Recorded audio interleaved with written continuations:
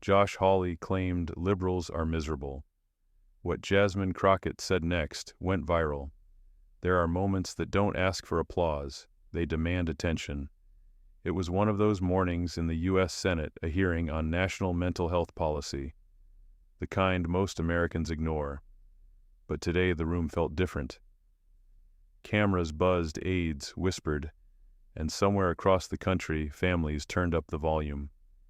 At the center stood Senator Josh Hawley. With a confident smirk and a carefully prepared chart, he declared, 68% of conservatives report being happy. Only 53% of liberals say the same. Maybe our issue isn't access to therapy, but a crisis of values. There were no gasps. Just that slow, creeping silence, the kind that settles before someone decides to speak truth into power. That someone was Congresswoman Jasmine Crockett. She didn't flinch, didn't rush. She adjusted her glasses, rose from her seat, and walked to the microphone with the poise of a woman raised by someone who knew the cost of dignity. Her voice didn't rise, but it carried. Senator Hawley, she said, before we decide who's happier, maybe we should ask who's hurting and why no one's listening. The storm had arrived, not with thunder, but with truth. Jasmine Crockett hadn't expected the committee room to feel so cold.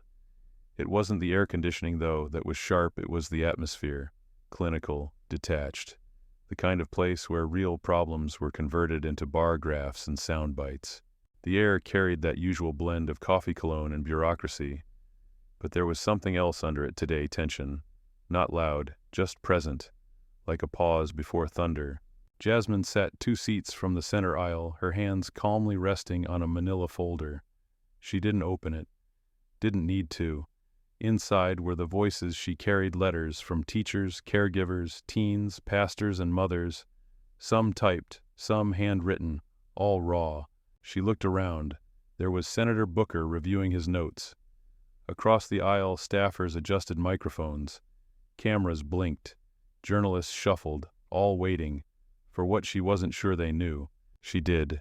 The past few weeks had been full of town halls, late-night calls, and whispered stories from strangers. People unloading decades of silent pain into her inbox. They didn't want a hero.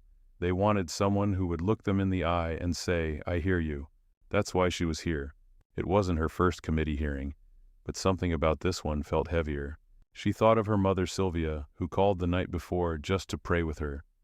No politics, no reminders, just faith and breath and space. "Remember why you're in that room," Sylvia had said. "Not to be heard, to speak for those who aren't." Jasmine had closed her eyes after that call and let the quiet fill her. Not the TV static kind of quiet, but the kind that speaks to something deeper. The kind that reminds you you're standing on sacred ground, even if it's carpeted in federal blue. Now, as she sat under fluorescent lights and the gaze of 100 unseen eyes, she thought of one letter in particular. It was from a 9th-grade English teacher in Richmond who wrote, "We're asking kids to write essays while they're trying to figure out where they'll sleep. I can't teach Shakespeare when their world's on fire." Jasmine hadn't responded yet, but she would, because some truths deserve to be carried into rooms like this. Not filtered, not softened, just delivered. A staffer leaned in. "They're about to begin." Jasmine nodded and exhaled. Senator Hawley entered then, all crisp lines and confident steps. The hush in the room turned into a focus. Even the cameras seemed to stiffen. Jasmine didn't flinch. She adjusted the lapel of her blazer and straightened her spine. She didn't know exactly what was coming next, but she knew exactly what needed to be said. Outside, the world spun on, but in this room, something was about to shift. Not because of a vote, because of a voice. The gavel struck once, sharp, ceremonial. Senator Hawley stood expression composed as he addressed the committee. Behind him, a screen blinked to life, displaying a bar graph. The chart compared happiness percentages, neatly color-coded, cleanly labeled. Happiness among Americans. Hawley began, is not just a personal matter. It's cultural. Conservative respondents report higher happiness than their liberal counterparts. We must ask what values contribute to this, and how can we replicate them? There were nods around the table, pens scribbling a few curious tilts of the head. For some, it was a provocative thesis. For others, a confirmation of what they wanted to believe. Jasmine watched quietly. She wasn't surprised by the data. She'd seen it. She knew the story it was being used to tell, but she also knew what was missing. When it was her turn, she didn't immediately speak. She took a slow breath, let the silence settle. Then she stood. "I have reviewed the senator's data," she began, voice clear. "And it's well-sourced, statistically sound. But it tells only part of the story." She stepped forward slightly, her hands calm. "You see, numbers can tell you what, but they rarely tell you why." She gestured gently toward the screen. "That bar graph is a snapshot. It doesn't show what happens outside the frame. It doesn't show the single mother working 2 jobs who can't access therapy for her son. It doesn't show the black teenager quietly grieving the loss of a friend to violence, too afraid to ask for help. It doesn't show the teacher holding it together for her students while her own world is unraveling." The room grew still. "Those aren't hypotheticals," she continued. "Those are real people. They've written to me, spoken with me, trusted me to bring their voices into this room." She reached for the folder in front of her, didn't open it, just tapped it once. "This isn't a debate over ideology. It's a conversation about empathy. And if we are going to ask why some communities report lower happiness, we need to ask who has been given permission to feel safe enough to be honest." One senator shifted in his chair. "Because let me tell you something," Jasmine said, leaning slightly forward. "When you're constantly navigating systems not built for you, happiness isn't the metric you're focused on. You're trying to survive, to endure, to protect your peace in a world that keeps trying to take it." She took a measured breath. "Let's talk about mental health. Let's talk about access, stigma, community care, and the intersection of race, class, and trauma. Let's talk about how we measure wellness in a nation where too many people still suffer in silence." Senator Booker nodded slightly. Even the staffers seemed less focused on their laptops. Jasmine wasn't preaching, she was testifying, and it landed. She continued, pivoting slightly. "I want to bring in voices from outside this building. From a school principal in East St. Louis who said, 'We are the first responders of emotion and we're burning out.' From a pastor in Alabama who told me, 'I've buried 3 teens this year and I don't think I can take another one.' From a college freshman in Denver who wrote, 'I called the hotline. It rang and I hung up. I didn't want to be a burden.'" She let those words linger. This isn't about statistics. This is about stories. Stories that don't fit neatly into pie charts. The senator to her right lowered his pen. Hawley glanced at the screen, then back to her. Jasmine added, "You know what else isn't on that chart? The number of hours a social worker drives to reach a rural school.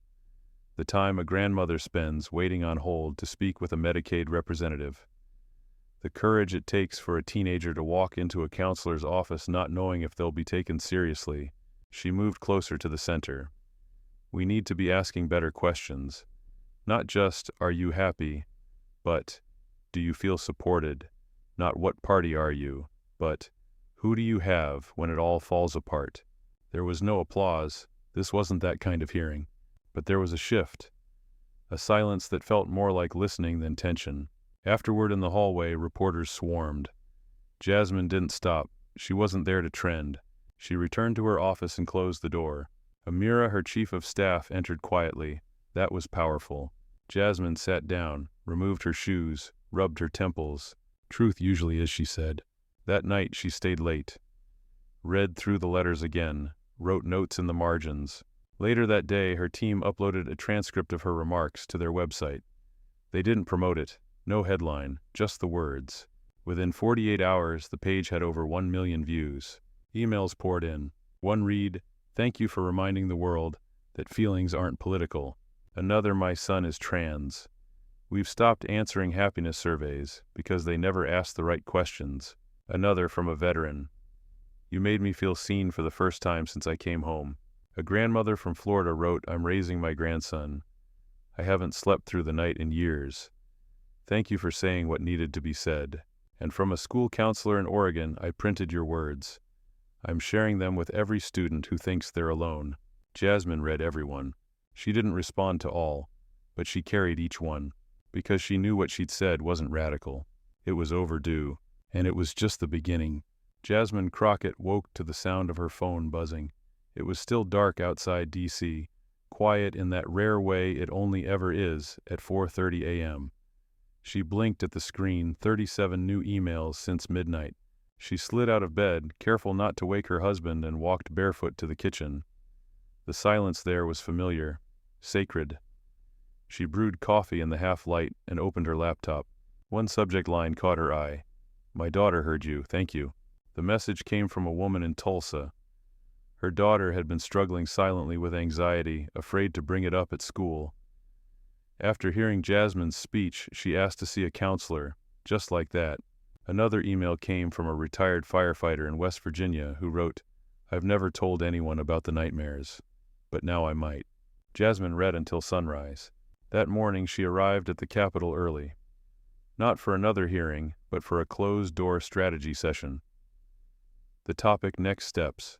She entered the room to find Amira already pinning sticky notes on the wall, color-coded by theme Youth Trauma Access Stigma Funding. The conversation began quickly. Jasmine listened more than she spoke. What was clear, the emotional impact of her testimony had opened a door. What came next had to be structural. "Story moves hearts," Amira said, "but policy has to move systems." They mapped out a plan. A coalition was forming: educators, psychologists, community organizers, even unexpected allies from the other side of the aisle. Jasmine's inbox was proof. People were ready. By the end of the week, they had drafted the framework for a new initiative, the Mental Health Equity Zones Act. The idea was simple: empower communities to create culturally competent, accessible, and sustainable mental health hubs. The reception mixed. Progressives called it bold. Some conservatives called it bloated. Think tanks ran cost projections. Pundits argued in split screens. But beneath the noise, something else stirred. Survivors spoke up. In a town hall in Phoenix, a teenage girl stood up and said, "I didn't think anyone in Congress knew how bad it really was. I feel like maybe she does." In an online forum for Black veterans, a pinned thread read, "This is the first time I've heard my story reflected by someone with power." In a community center in Newark, a mural went up Jasmine's silhouette beside the words, "Your voice made space for ours." The cost of silence had always been high. Now, for the first time, someone was willing to name it out loud. But the resistance came too. One morning, Jasmine walked into her office to find a stack of op-eds on her desk. Critiques of her speech, accusations of emotional manipulation, comparisons to identity politics. She read them, all of them. Then she opened another envelope, this one handwritten in looping cursive. It was from a mother in North Carolina whose son had survived a suicide attempt. "Please don't stop. You're saving lives you can't even see." That afternoon, Jasmine spoke again, this time not in a hearing room, but on a school auditorium stage in Prince George's County. She didn't use a teleprompter. She looked out over rows of students and said, "I'm here because when I was your age, no one came to my school to ask how we were really doing. I want that to change." Hands shot up. One student asked, "How do we help if we're still hurting?" Jasmine nodded slowly. "You speak, you write, you check on each other. You tell the truth even when it's hard. That's where healing starts." She stayed an hour longer than scheduled, took selfies, signed notebooks, promised to return. The next week, she visited a correctional facility where a new peer-led support program had launched. One of the inmates, a former teacher, said, "Your words made it in here. We talk about them every night." Later, she cried in her car, not out of sadness, out of awe, because the truth she had carried into that committee room had done what she'd hoped. It had echoed, and now it was building something. A week later, Jasmine was invited to speak on a Sunday service livestream, hosted by Reverend Lane in Detroit. His congregation had lost 3 members to mental health-related crises over the past year. That morning, Jasmine didn't wear a blazer. She wore a simple navy dress and spoke from her heart. "There's a difference between surviving and living," she said. "We've been surviving too long. It's time to live and help each other get there." The church's choir ended the service with a hymn called "Lift Every Voice and Sing." Jasmine stayed seated, tears in her eyes. After the stream, her social media filled again. Testimonies, responses, videos of watch parties in church basements and living rooms. People weren't just listening. They were mobilizing. Across the country, student groups formed mental health circles. A sorority at Howard launched a mentorship line called Sis You Good in Oakland. A barbershop hosted a Friday evening open mic focused on mental wellness. The movement had taken root, and Jasmine's centered unwavering remained its voice. Capitol Hill buzzed with a familiar urgency the morning Jasmine Crockett arrived to unveil the Mental Health Equity Zones bill. Spring light spilled through the marble columns, but the mood in the Rayburn building was tense, not hostile, anticipatory. Her team had spent the last 10 days polishing every sentence of the bill's language, every clause reviewed for loopholes, every term vetted for clarity. Yet Jasmine knew no amount of precision could prevent what was coming, because this wasn't just policy, it was narrative, and narratives were battlegrounds. Inside the briefing room, the first rows were filled with press, the back with staffers and aides. To Jasmine's surprise, several community leaders from around the country had flown in at their own expense to stand behind her. There was Dr. Selena Grant from Chicago, who had been running mental health triage out of a church basement for a decade. Marcus Jennings, a youth mentor from Birmingham. Even Elder Thomas from the Phoenix Recovery Circle had made the trip, his presence a silent declaration of support. Jasmine stepped up to the podium. She didn't smile, didn't perform. She just looked into the cameras and began, "Too many of us have learned how to live with pain that we don't speak about. This bill is about giving that pain a name, and more importantly, a place to be met with care." She outlined the Bill Community Mental Health Hubs designed by those who live there, funding for peer mentorship and trauma-informed care, public education campaigns tailored to specific cultural needs. Then she paused. "I was told not to expect bipartisan support, that the language of healing isn't political enough to move chambers, but I disagree, because pain doesn't check party lines before it moves into a home, and healing shouldn't either." A ripple of quiet moved through the room. When questions opened, the usual volley came: cost estimates, accountability measures, whether this would replace existing frameworks. Jasmine answered with clarity, but the real moment came when a reporter asked, "Do you think your personal story is overshadowing the policy?" Jasmine didn't blink. Policy without humanity is just paperwork. By the afternoon, clips of her quote were trending. The bill's landing page received over 200,000 hits within hours. Still, the backlash came fast. On cable news, pundits dissected her tone. Columnists debated whether the bill encouraged dependency. An op-ed accused her of legislating emotion. That evening, Jasmine visited a local after-school program in Southeast D.C. The kids didn't ask about the bill. They asked about her. "Were you scared up there?" one girl asked. Jasmine nodded.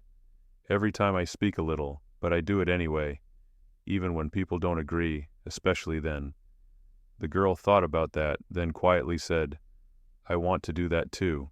Afterwards, Jasmine walked the halls of the center, with its director noticing handmade signs on the walls, affirmations art quotes. One caught her eye. It read, "We shape our halls with our voices." She stopped. That, Jasmine said, should be the tagline. The director smiled. For the bill for everything.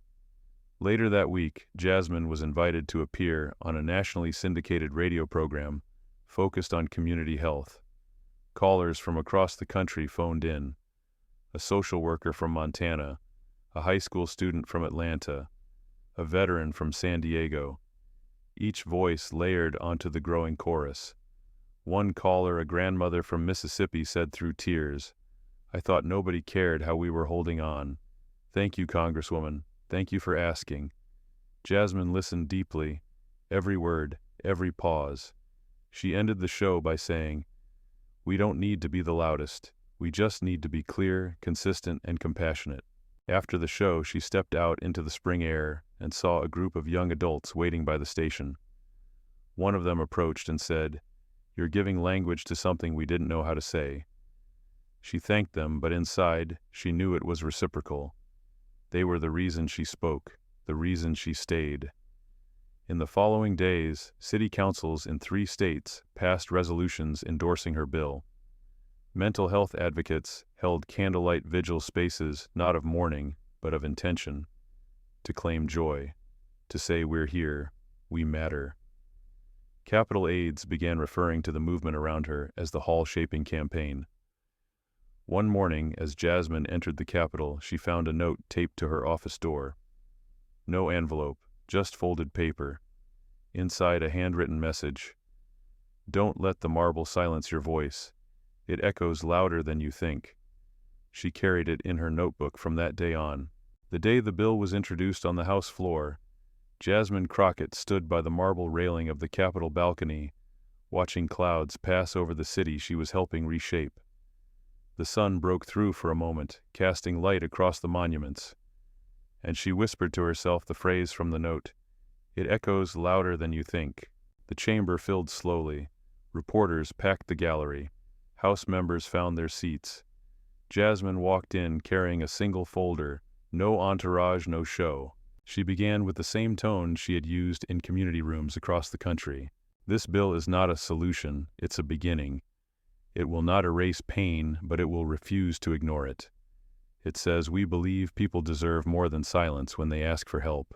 Over the next 45 minutes, she laid out the framework, the data, the testimonies. She quoted from letters she had received. She played audio from town halls. She named people who would never enter these halls, but whose lives echoed here now. Then came the vote, and while the outcome was not immediate passage, it moved to committee with a 60% co-sponsor rate. It marked a turning point. The room did not erupt in applause. It grew quiet, then respectful. One representative from across the aisle, a veteran himself, stood and said, "I may not agree on every clause, but this is worthy of our time." Outside the chamber, Jasmine was met with a crowd of students and advocates, holding signs. "You spoke for us in mental health or public health." She hugged each one. She remembered their names. That night, back in her district office, Jasmine hosted a live stream. Not a victory lap, a conversation. She shared what had happened, what it meant, and what came next. Bills take time, but stories move faster. Keep telling yours. In the days that followed, podcasts, church bulletins, neighborhood flyers, and school assemblies all echoed with her message. In Baltimore, a high school counselor started every morning with 5 minutes of silence and reflection, inspired by Jasmine's idea of intentional space. In Little Rock, a group of grandmothers began weekly porch gatherings called Tea and Truth. They talked about grief, about joy, about the grandkids they raised, and the loneliness they rarely named. Jasmine joined one session via Zoom, listening more than speaking. Meanwhile, opposition mounted in some corners. Fiscal hawks questioned the cost. Editorials warned about emotional politics. But Jasmine had learned resistance wasn't failure, it was a measure of impact. A month after the bill's introduction, Jasmine traveled to a reservation in South Dakota, where tribal leaders had invited her to a healing fire circle. They shared their struggles with underfunded services and historical trauma. Jasmine listened, then said, "Your voices should be in this legislation. I came to hear you." The next version of the bill included a clause specific to indigenous communities. In New York, a coalition of Black and Latino therapists formed to support the implementation phase. In Texas, a sheriff partnered with local counselors to train deputies in de-escalation and trauma-informed care. The ripple effect was real, and Jasmine kept going. Every week she visited somewhere new, not as a headline, as a neighbor. One weekend in rural Georgia, she met with teachers who'd turned a janitor's closet into a makeshift wellness room. She sat in the tiny space, no windows, 2 beanbags, 1 poster, and cried quietly. "This is what commitment looks like," she said. They handed her a Sharpie and asked her to write on the wall. She wrote, "Every small act of care is a stone in the river. It shapes more than you see." And so Part 5 ended not with a vote or a speech, but with that quiet ink on drywall. Because for Jasmine, the work wasn't just about passing a bill. It was about reshaping what mattered. 3 months had passed since Jasmine Crockett stood on the House floor with the first draft of the Mental Health Equity Zones bill.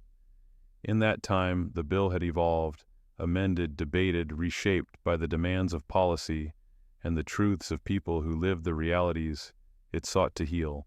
But more importantly, the movement it sparked had continued to grow. In Milwaukee, a city council voted unanimously to create the first pilot equity zone, using local funds while awaiting federal support. The zone included partnerships with barbershops, churches, after-school programs, and mobile clinics. Jasmine flew in for the ribbon cutting, not as a guest of honor, but as a fellow traveler. She met Malika Barber, who now trained apprentices in mental health first aid. He told her conversations in this chair save lives. We just didn't call it therapy before. In Phoenix, a bus route was renamed the Healing Line. It ran through neighborhoods where clinics were opening, and parks now hosted trauma-informed yoga and art sessions for children. In Miami, a high school debate team used her bill as their season topic. They invited Jasmine to judge their final round. She cried when one student concluded their speech with "Access isn't a luxury, it's a lifeline." In D.C., the bill had cleared committee and was set for a full House vote. The night before that vote, Jasmine walked the halls of the Capitol alone. She paused outside the chamber. Her eyes scanned the familiar engravings. She thought of everyone who had been told their feelings were too much, their pain too inconvenient. She carried them with her. The next day, the House passed the bill by a margin wide enough to quiet even the loudest skeptics. It was not just a legislative win, it was a cultural one. Celebrations erupted, not with champagne, but with vigils, poetry readings, healing circles, and the quiet dignity of people realizing they had been heard. That evening, Jasmine didn't return to her office. She drove instead to a small cafe in the city, where a group of youth organizers had invited her to join their end-of-session potluck. They greeted her with paper plates, mismatched chairs, laughter. Someone passed a guitar. Someone else read a spoken-word poem about grief and joy coexisting. Jasmine sat among them, not above, not apart, just present. One organizer, barely 21, leaned over and said, "You didn't just write a bill, you made a map." Jasmine smiled. "Then let's keep walking." In the weeks that followed, the Senate began its own review. There were hurdles ahead, there always were, but the movement had already become larger than any chamber, any vote. In a community center in Oakland, kids painted a mural that read, "Mental health is our right." In a church basement in Detroit, a woman who once couldn't afford therapy now ran a peer support group. In Tulsa, the girl who first asked to see a counselor had now started a podcast with friends interviewing others about resilience. The road forward wasn't perfect, but it was real. Jasmine Crockett didn't stop. Because once a voice is heard, it can't be unheard. And once a story begins, it invites others to tell their own. If Jasmine's story spoke to your heart, if you've ever carried your own truth in silence, or watched your community fight for care, it deserved now is the time to speak up. Tap. Like if you believe mental health is a right, not a privilege, leave a comment below sharing one thing you wish leaders would really hear from our communities.